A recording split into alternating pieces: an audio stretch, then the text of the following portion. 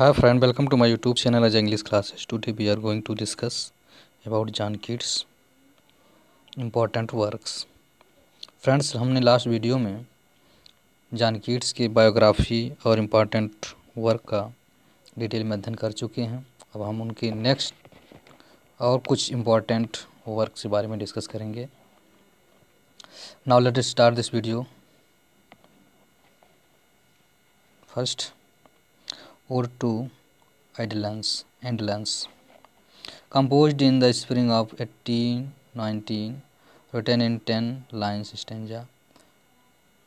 1819 में कंपोज की गई थी और रिटन इन 10 लाइन्स जो 10 स्टेंजा 10 लाइन स्टेंजा में लिखी गई है।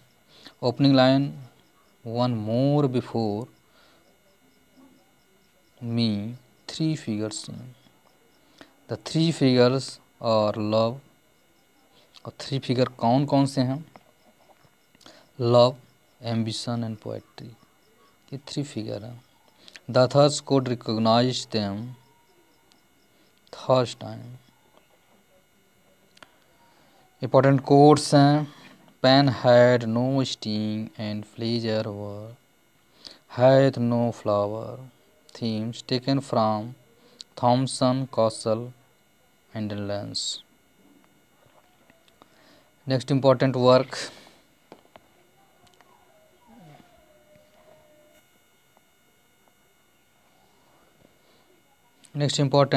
है Ode to Psyche। their leaves touched no but had not bade adieu। important quotes है, रिटन इन 1819, 1819 में लिखी गई है। Source, legend of side. Source है legend of side. Psyche was the daughter of king. Psyche जो थी daughter of king थी, राजा की लड़की थी। She falls in love with Cupid. She falls in love with Cupid, the son of Aphrodite. Next important, ode to autumn, compose in 1819, 1819 में लिखा गया।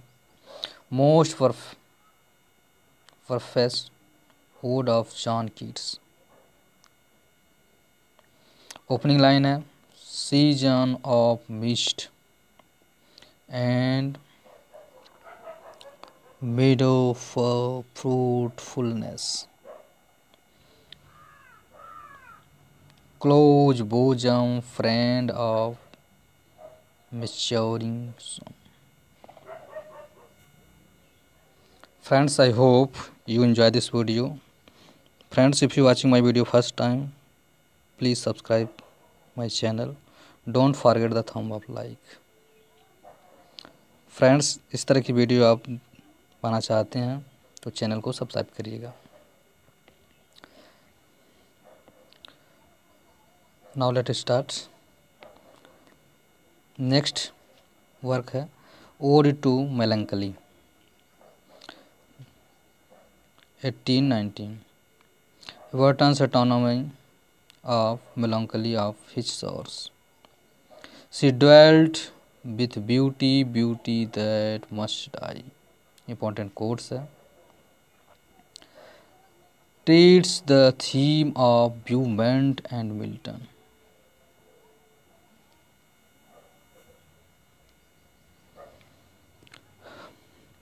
और नेक्स्ट इम्पॉर्टेंट वर्क, मैथुरनल। Keats in enchantingly and abundantly sensuous। Keats had flint of iron in him। Next, John Keats, author the great of tragedy। John Keats, author the great of tragedy। In 5 act में है। Poetic play है, poetic play के रूप में लिखी गई है। Who killed John Keats? I see the quarterly। Lord Byron ने कहा था। Keats called Wordsworth. कीट्स ने वर्ड्सवर्थ के बारे में कहा था egotistical sublime. Tender is night, and hopefully the queen moon is on her throne. Next important work, Ode to Nightingale, Tender's Nightingale, a novel by Scott Fitzgerald. Keats introduced the term negative capability. Keats ने एक term introduce किया था जिसका नाम था negative capability in a letter in December 1817 में. Negative capability,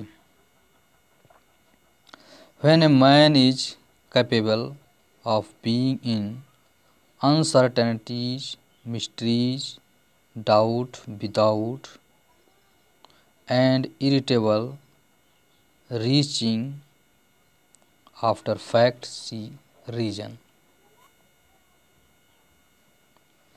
Important quotes है, a poem is most unpoetical of anything is existence because he has no identity. P.B. Shelley called Keats was Greek. P.B. Shelley ने Keats को कहा था Keats was Greek. Keats एक Greek हैं. P.B. Shelley, one of the inheritance of unfulfilled desire. Keats ने कहा था कि one of the inheritance of unfulfilled desire. Keats desire, Keats की इच्छाएं. To one of his friend, I think I shall be among the English poet after my death. एक दिन मेरा विश्वास है कि आई शैल मैं होऊंगा एमंग इंग्लिश पोएट के बीच में. एक दिन मैं अपने मरने के बाद, मृत्यु के उपरांत मैं एक दिन इंग्लिश पोएट कवियों के बीच विद्यमान रहूँगा, कीट्स ने कहा था. He is with Shakespeare, he is with Shakespeare, Matthew Arnold ने कहा था. ही कीट्स के बारे में कहा था, he is with Shakespeare, Matthew Arnold ने कहा था. Keats called Endymion a trial of a power of imagination. Keats loved poetry. Keats' poetry was devoid, revolutionary, spirit so silly, disliked Keats' poetry.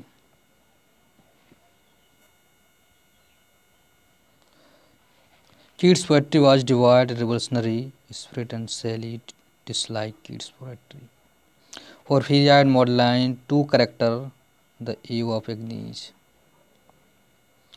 Captain Rickett, Captain Rickett ने कहा था, Keats in content to express him through the senses. Keats was a Hellenistic poet. Keats एक Hellenistic poet थे. Related to Greek language, history and culture, जो संबंधित थे Greek language, history और culture से. Keats established a necessary relationship between joy and sorrow. The original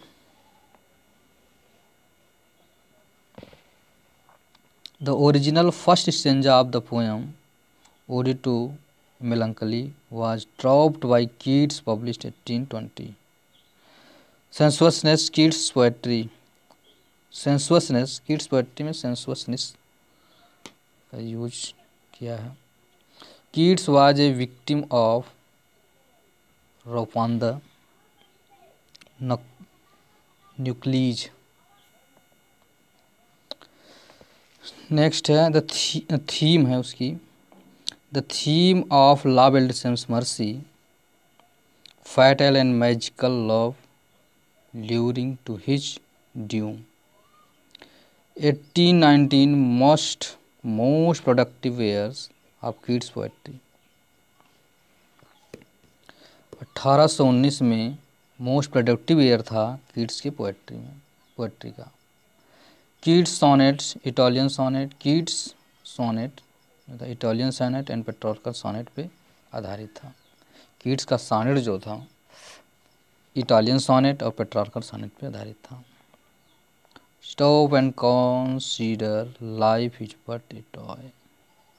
Stop and consider life is but a day. Sleep and poetry में कहे थे Hyperion. Planet to be in 10 book, planet to be in 10 book, blank verse and a poet of the third. Keats' poetry was Shakespeare. Keats' poetry was Shakespeare. Math Warner. Keats was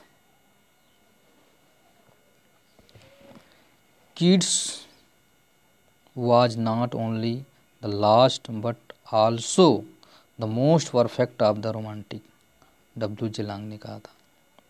According to Keats, Shakespeare was the perfect example of negative capability.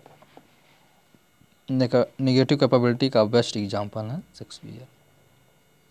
Friends, I hope you enjoy this video. Now, thanks for watching this video. Friends, आज हम John Keats के biography और important work complete कर चुके हैं। अब हम next video में नेक्स्ट लेखक के साथ, राइटर के साथ हाजिर होंगे। तब तक के लिए गुड बाय, नमस्कार।